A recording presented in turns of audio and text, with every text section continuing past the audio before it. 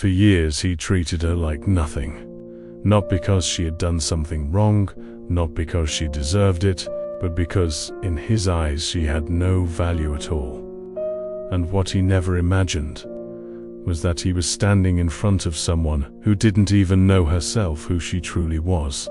This is a story inspired by real events, a story about humiliation, silence, and a truth that waited patiently for the right moment to surface. She woke up every day before sunrise. The house was still quiet, but rest never existed for her. Even before getting out of bed, she already knew what awaited her: orders, contempt, and looks that spoke louder than words. Her name was Anna. Anna was not the biological daughter of that house. She had been adopted when she was very young, too young to understand what the word family truly meant. At first, people called it an act of kindness. They said that man had saved a child from abandonment, that she should be grateful. And for a long time, she believed that. Her adoptive father was respected, well-dressed, well-spoken, known for his firm posture and financial success. To the outside world, he was an example. But inside that house, he was someone else. There, Anna was not a daughter.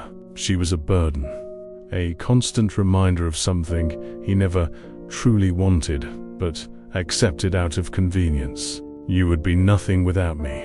That sentence wasn't said once or twice.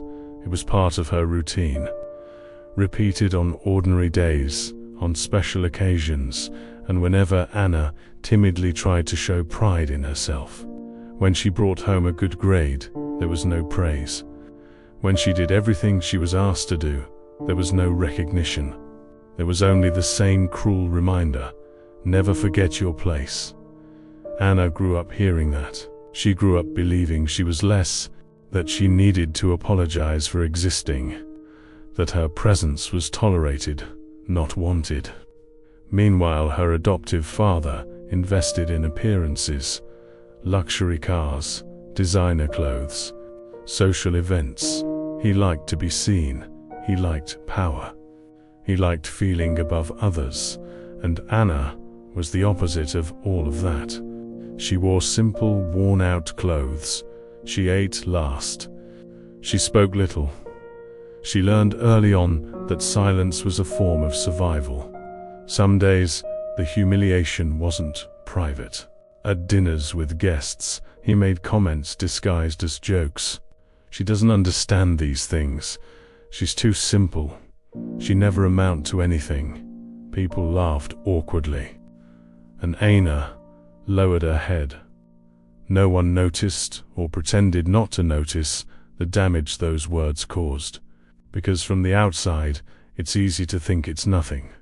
But those who live it every day know, words stay. They shape you. They hurt you. They define how you begin to see yourself. Over time, contempt turned into control. Her adoptive father monitored everything: where Anna went, who she talked to, what she dreamed of. There was always a veiled threat: don't forget where you came from, as if her past were a fault, as if her origins were something shameful. What he didn't know was that this past hid something neither he nor Anna could see yet. But some nights were different. In the silence of her bedroom, when no one was watching, Anna held a small wooden box. Inside it, old documents, letters she never fully understood, names that didn't make sense. It was all that remained from a life before adoption. She couldn't explain why, but she felt it was important. Something there didn't match the story she had been told her entire life. Meanwhile, her adoptive father was growing impatient. Anna was getting older, approaching adulthood, and to him, she was no longer just an emotional burden. She was becoming a potential problem. "You should already be thinking about leaving." The sentence was said casually, as if it were advice, but Anna understood the message. She wasn't welcome. She never had been. That night, she couldn't sleep. It wasn't fear. It was something deeper, a strange feeling, as if something was about to change. As if all that pain, all that silent humiliation were piling up for a specific moment, a moment no one in that house was prepared to face. And while Anna tried to understand why she felt that way, somewhere else in the city, someone was reviewing old documents, forgotten papers, archived legal cases, an inheritance kept silent for years, all waiting for the right day. The days that followed felt strangely quiet, not because her adoptive father had changed, but because Anna had changed inside. She kept obeying, kept waking up early, kept doing everything that was expected of her. But something within her was no longer the same. For the first time, she wasn't just enduring, she was observing. And the more she observed, the more she realized that that house revolved around one single thing: control. Her adoptive father liked to remind her of everything he had done for her. I gave you a roof, I fed you, I gave you a name, as if love were a debt, as if dignity could be charged. He didn't always raise his voice. Most of the time, his tone was calm, cold, calculated. And somehow, that hurt even more. Anna began to notice something unsettling. He didn't humiliate her only out of contempt. There was something else beneath it. Fear. A fear he would never admit. Fear of losing control. Fear of not being needed. Fear that she might discover she didn't need him at all. In that house, everything was measured. Shower time, voice volume, footsteps in the hallway. Anna learned to walk almost without making a sound, as if her existence needed to be silent to avoid disturbing anyone. But inside her, the noise was growing. One afternoon, while organizing old boxes in the storage room, Anna found something unusual. A thick folder, yellowed by time. It wasn't carefully stored, it looked forgotten. When she opened it, she saw names, stamps, dates. She didn't understand much, but one detail caught her attention. The last name. It wasn't hers. It wasn't her adoptive father's, it was another one. A last name that appeared repeatedly, always accompanied by the same word: assets. She closed the folder quickly, her heart racing, the feeling of touching something forbidden. For years she had learned that curiosity was dangerous, that asking too many questions always came with consequences. Even so, she couldn't forget what she had seen. That night, Anna returned to the small wooden box, the old letters, the documents she had never understood. Now, for the first time, she began to connect the dots. Similar dates, matching signatures, the same last name. Something wasn't right. The story she had been told had holes. Meanwhile, her adoptive father was watching. He noticed the change. Anna was quieter than usual, more attentive, less submissive, and that bothered him. You didn't eat properly. Are you hiding something? She denied it. She always denied it, because she had learned early on that the truth in that house was never welcome. In the following days, the humiliations increased, not in volume, but in intention. It was as if he were trying to reassert an authority he felt slipping through his fingers. You won't make it on your own. The world out there is cruel. Without me, you're nobody. But for the first time, those words didn't sink in the same way. They hit and didn't stay. Anna began doing something new. She began to remember. Fragments from early childhood. Blurry, half-forgotten memories. A bigger house. A garden. A different voice calling her name. Memories that never made sense were now slowly taking shape. Her adoptive father, on the other hand, had plans of his own. He spoke openly about the future. Without her, you're an adult now. You need to learn to take care of yourself. But his tone wasn't encouraging. It was dismissive, like someone discarding something that no longer served a purpose. One morning he let something slip, a sentence spoken too quickly. "You've already caused enough trouble." Anna froze. Trouble? She had done everything, asked for nothing, complained about nothing. What did he mean by that? That same day, she did something she had never done before. She left the house alone, not to run away, but to look for answers.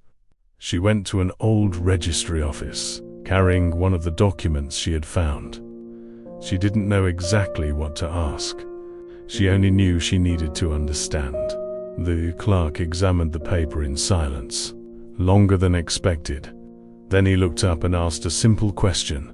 "Do you know who these people are?" Anna answered quietly, "No." The man took a deep breath. "Then someone has lied to you for a very long time." In that moment, Anna felt something she had never felt before. Not fear, not sadness, clarity.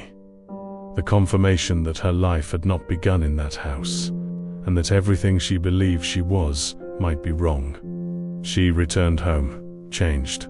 Her adoptive father noticed immediately, and deep down, he felt it too. He felt that something was slipping away, that the girl he had always treated like nothing was beginning to see, and that terrified him. Because what Anna still didn't know was that time was running out. And very soon, someone would knock on that door, not to ask, but to reveal. After that day, Arnie could no longer pretend that nothing was happening. Doubt had turned into something bigger, heavier, more real. Now she knew her story had been told only halfway. And when someone realizes they have lived inside a lie for years, there is no way back. She began to see everything differently. Every comment her adoptive father made, every exaggerated reaction, every attempt at control, everything felt defensive, as if he were afraid that the wrong question might be asked, that the wrong door might be opened. Anna noticed something unsettling. Whenever she mentioned the past, even vaguely, her adoptive father shut it down. That doesn't matter anymore. What's done is done. But his tone wasn't comforting. It was final, as if that chapter had to remain closed at any cost. The nights grew longer. Anna spent hours rereading the old letters, trying to understand unfamiliar words, searching names in silence.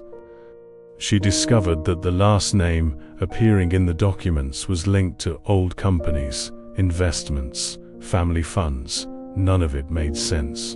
And yet, all of it did. Meanwhile, her adoptive father became more impatient.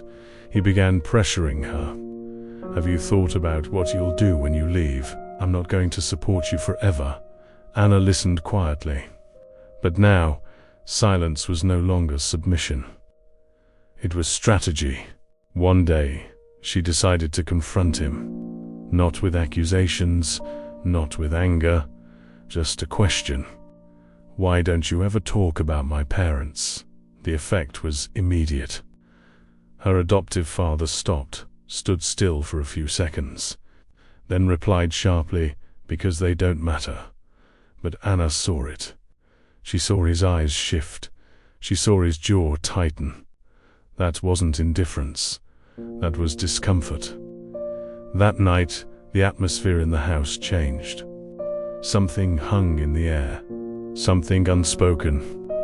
Her adoptive father began acting like someone who sensed time was running out. He made secret phone calls, spoke in whispers, locked drawers. Anna noticed everything. And slowly, she understood the most frightening truth. He knew more than he admitted. Meanwhile, on the other side of the city, a man was reviewing old files. A lawyer, specialized in complex inheritances, forgotten cases, frozen assets. Anna's name had been there for years. waiting for only one thing, the right moment. Fear crept in, not fear of her adoptive father, but fear of what she might discover. Because truth, as freeing as it can be, also destroys. It meant admitting that the pain she endured was not just fate, that there were choices, omissions, deliberate silences. Her adoptive father, meanwhile, made a decision. He began sorting documents, objects, things he didn't want Anna to see. He was planning something. It wasn't clear what, but his behavior changed. Now there was urgency. During what seemed like a trivial argument, he let another sentence slip. "You've already been given more than you deserve." Anna felt a chill run through her. Given? Given what? She had never asked for anything. Never received affection. Never been given choices. What did he mean? That night, Anna didn't sleep. She understood she needed to act before it was too late. The next day, she returned to the registry office. This time, with more questions. The clerk was cautious. "There are records I can't access without authorization." But before she left, he added something important. "If you are who I think you are, someone will come looking for you." Those words echoed, "Someone will come looking for you." Anna didn't know when or how, but she felt it. It was close. When she returned home, she found her adoptive father different.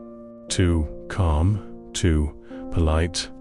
That kind of calm that doesn't bring peace, it brings warning. He prepared dinner, asked questions, tried to appear normal. Anna answered briefly. They both knew something was about to happen. That night, as Anna stared at the ceiling in her room, she realized something fundamental. She was not weak. She never had been. She'd only been kept in the dark.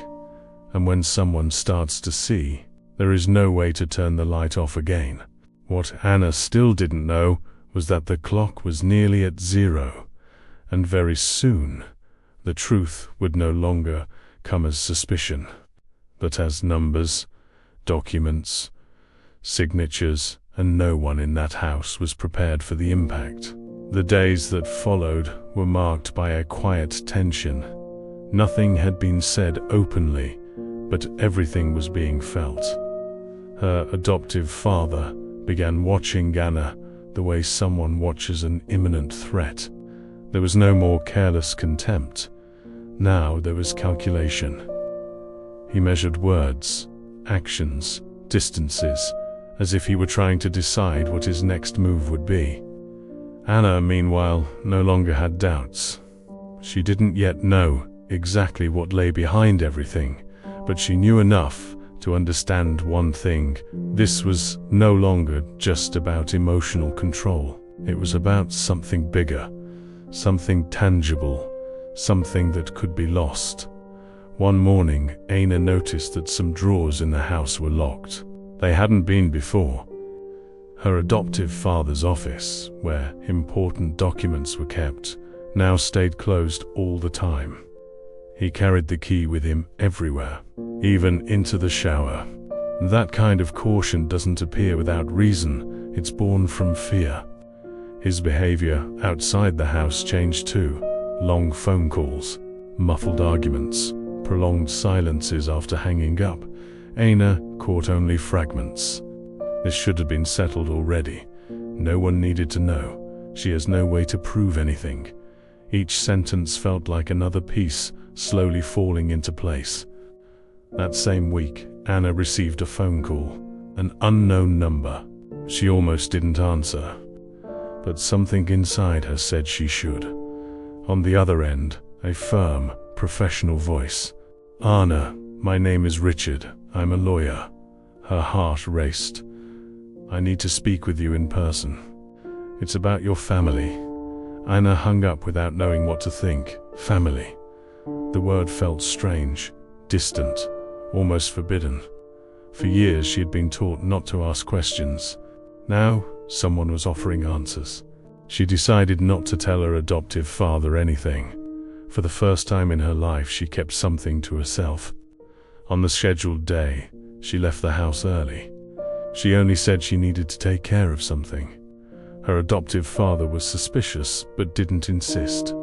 Perhaps out of fear of hearing something he didn't want to hear. The meeting took place in a modest office. Nothing luxurious, nothing intimidating. The lawyer placed several documents on the table. Anna immediately recognized the last name, the same one that appeared in the old letters. "These people were your biological parents," he said. Anna felt the ground slip away beneath her feet. The lawyer continued, "They passed away many years ago, but they left something for you." She took a deep breath. "What?" she asked. The lawyer didn't answer right away. Instead, he slowly slid the papers toward her. Anna saw numbers, many of them. Figures that didn't match anything she had ever known. Companies, shares, funds, all tied to a single name, hers. She thought it had to be a mistake, that everything had been mixed up. But the lawyer was clear. "This has been legally frozen until you reach the required age." Anna could barely hear. Her mind struggled to keep up, but her heart was pounding too fast. "Did my adoptive father know about this?" she asked. The lawyer paused. He knew enough. That answer changed everything. There was no more doubt, no room left for innocence. This wasn't just negligence, it was a choice. For years he had chosen silence, chosen control, chosen humiliation, while an inheritance waited quietly for the right moment to be revealed. Anna left that office changed.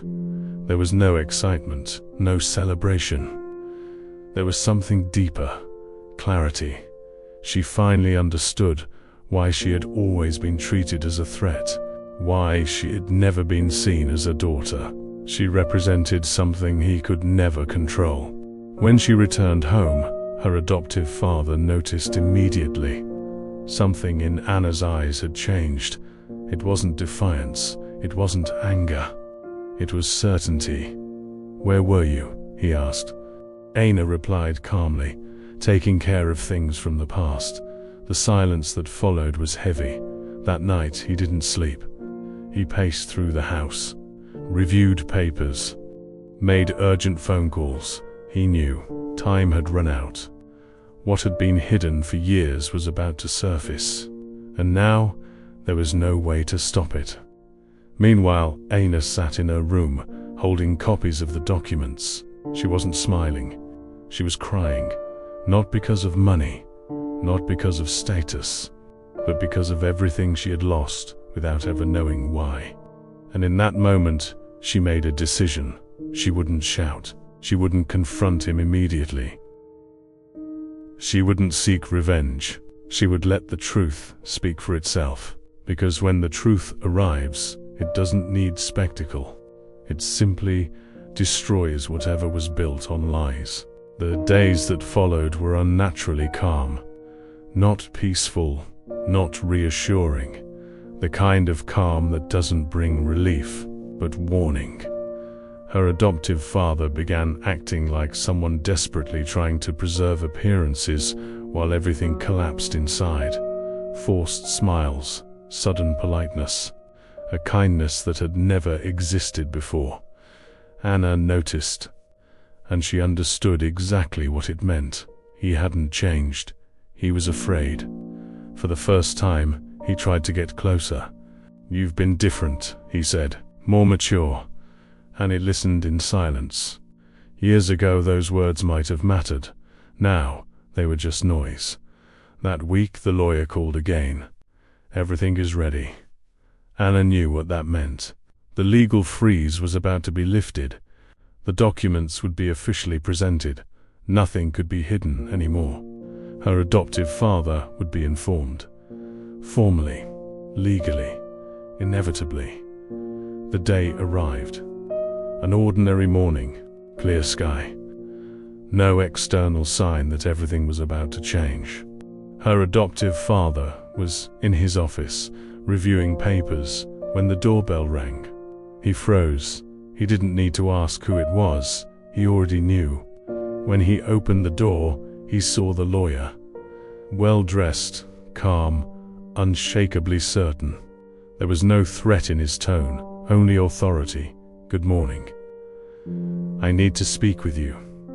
Her adoptive father forced a smile that never reached his eyes. "Of course. Please come in." Anna watched from the living room, silent, still. She didn't need to say anything. The truth was about to speak for itself. The documents were placed on the table, thick folders, official seals, signatures that could not be disputed. The lawyer began to explain. Every word was measured, precise, relentless. Corporate holdings, international funds, assets accumulated over decades. The numbers were too large to be ignored. Silence filled the room. Her adoptive father tried to interrupt. "There must be a mistake." The lawyer lifted his eyes. "There is not." The firmness of that reply landed like a direct blow. The man who had controlled everything realized in that moment that he had lost. Anna watched. Not with satisfaction, not with revenge, with clarity. She saw the man who had treated her like nothing reduced to silence, not by insults, but by facts. The lawyer continued.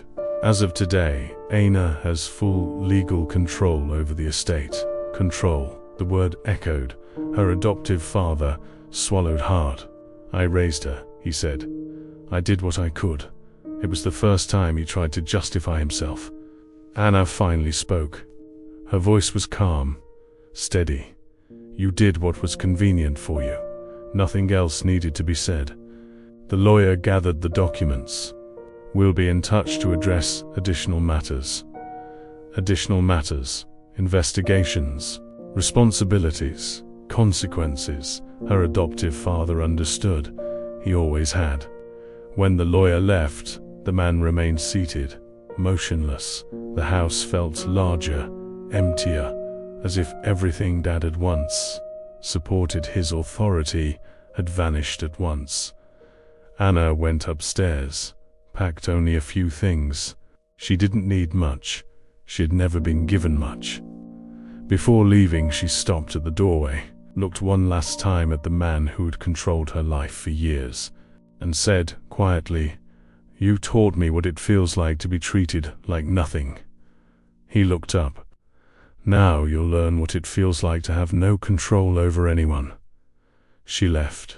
No shouting, no scene. The door closed softly, but the sound echoed like an ending. Outside, Anna took a deep breath. She felt no joy. She felt freedom. In the days that followed, Anna's world changed completely. Not in the loud, dramatic way people might expect. Not with headlines, not with displays of wealth, but with silence. A different kind of silence. The silence of an ending and a beginning.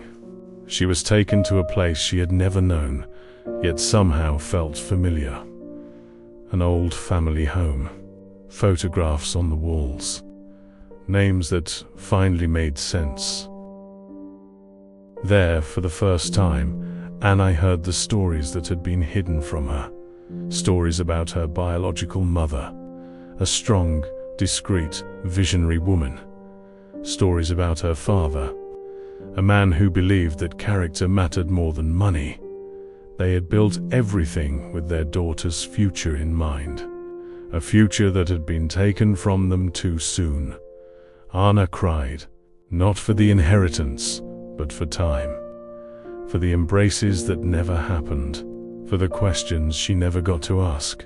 That was her first true family reunion, not with living people, but with her own origins. Meanwhile, her adoptive father faced the opposite reality. Investigators arrived, accounts were reviewed, old decisions resurfaced. Nothing sensational, nothing exaggerated, just consequences. The man who had always felt above everyone else was now treated like just another name in a file, and for the first time, he understood what it meant to have no power at all. There was one final attempt at contact, a letter. Short, no accusations, no long explanations, just one sentence: "I was wrong." Anna held the paper for a long time. Revenge had been easy, his fall had been inevitable, but this was different. She could ignore it. She could respond with the same cruelty. She could turn pain into hatred. But Anna had learned something he never had. Power is not destroying someone. It is choosing not to become what once hurt you. She agreed to meet him, not to rebuild a relationship, not to justify the past, but to close a chapter. The man in front of her was no longer the same. No posture, no arrogance, no commanding voice, just a tired man. "I thought I was in control," he said. Anna replied calmly, "I just wanted to be treated like a person." There were no dramatic outbursts, no theatrical tears, only silence. And within that silence, something unexpected happened. Anna forgave him, not because he deserved it, but because she deserved to move on. Forgiveness didn't change the past, it didn't erase the pain, but it freed the future. When she left that meeting, Anna felt no victory. She felt closure. The cycle was complete. The humiliation did not define her. The inheritance did not corrupt her. Revenge did not consume her. She chose something rarer: dignity. Months later, Anna created something new. A foundation, quiet projects, help that didn't seek applause. She didn't need to prove anything to anyone. Her story spoke for itself. And if anyone asked who she really was, Anna would answer, someone who was treated like nothing, and chose to become everything they tried to prevent. Because in the end, this was never just a story about money. It was a story about identity, about pain, about choice, and about how true power is not found in humiliation, but in refusing to repeat it.